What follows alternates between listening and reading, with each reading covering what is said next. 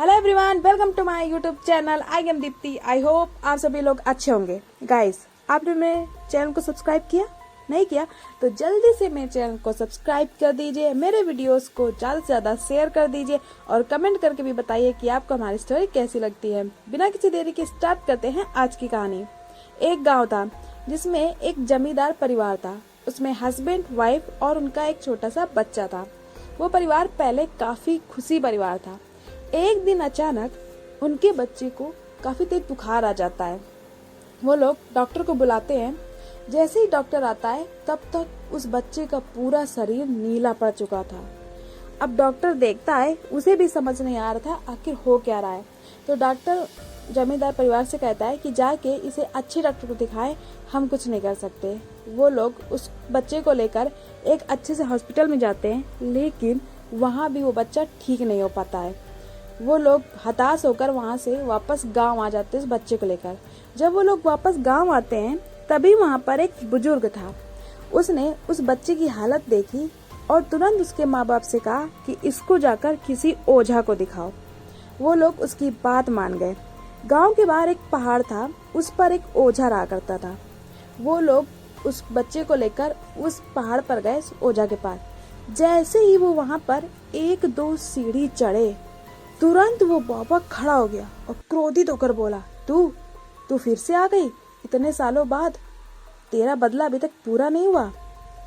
ये सब सुनकर सब लोग हैरान थे कि आखिर बाबा को क्या हो गया, ये इतना क्रोधित क्यों है और ऐसा क्यों बोल रहे हैं। तब इस बाबा ने कहा कि मेरे पास कोई नहीं आएगा सिर्फ इस बच्चे के अलावा। वो सब लोग वहीं रुक जाते हैं और वो बच्चा बाबा के पास चला जाता है। जैसे उस बाबा के पास जाता है, बाबा एक बबूती निकालते हैं और उस बच्चे पर फेंकते हैं। जैसे बबूती उस बच्चे पर पड़ती है, वो तुरंत जमीन पर लेट जाता है और अपने हाथ पैर जमीन पर मारने लगता है। ये सब देखकर उसके माँ बाप काफी डर जाते हैं कि आखिर मेरे बच्चे के साथ हो क्या रहा है। तभी वो बच्चा अचानक अपनी पैर की उंगलियों पर खड़ा हो जाता है और एक भारी और डरावनी औरत की आवाज में उस बाबा से कहता है, प्रेमनाथ, तू इस बार इस बच्चे को नहीं बचा पाएगा। मैं इसे मार दूंगी और तुझे भी मार दूंगी। इतना कहकर वो बहुत तेज से हंसती है। उसकी हंसी और डरावनी हंसी सुनकर सब लोग डर जाते हैं और उसके माँ बाप तो बहुत ज्यादा परेशान हो गए थे कि आखिर मेरे बच्चे के साथ होता क्या जा रहा है। उसकी आंखें एकदम लाल हो चुकी थी, शरीर पूरा नीला। वो बाबा कहते हैं, छोड़ दो इस बच्चे को, नहीं तो इस बार मैं तुम्हें नष्ट कर दूंगा।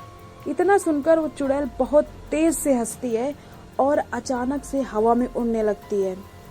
ये सब देख के गांव वाले पीछे हट जाते हैं और वो जैसे कांप रहे थे खड़े खड़े ये सब नजारा देखकर।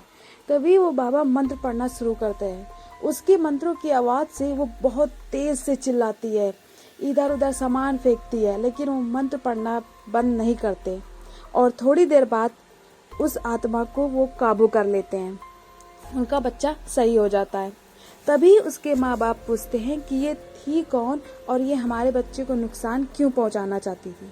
तब बाबा ने बताया कि 10 साल पहले एक औरत थी जिसने चोरी तो नहीं की थी, लेकिन गांव वालों ने चोरी के इल्जाम में इसको जिंदा जला दिया था और उस समय ये पेट से थी और उसके साथ उसका मासूम बच्चा भी जलकर मर गया था। इसलिए ये तब से सिर्फ गांव वालों से बदला लेना चाहती है और जिसने इसको जलाया था वो इस बच्चे के दादाजी थे। इसलिए ये बच्चे को भी तड़पा तड़पा के मारना चाहती है। ये सब सुनकर उसके माँ बाप काफी डर जाते हैं और तब बाबा कहता है, चिंता मत करो, अब वो तुम्हारे पास नहीं आ पाएगी, मैंने उसे काबू कर लिया है। उन्होंने बाबा का धन्यवाद किया और अपने बच्चे को लेकर वहाँ से चले गए। आज की स्टोरी कैसी लगी कमेंट करके जरूर बताइएगा। मिलते हैं ऐसी दिलचस्प और इंटरेस्टिंग स्टोरी के साथ। सब्सक्राइब कर दीजिए मेरे चैनल को और मेरे इस स्टोरी को ज्यादा से ज्यादा शेयर कर दीजिए। तब तक के लिए धन्यवाद।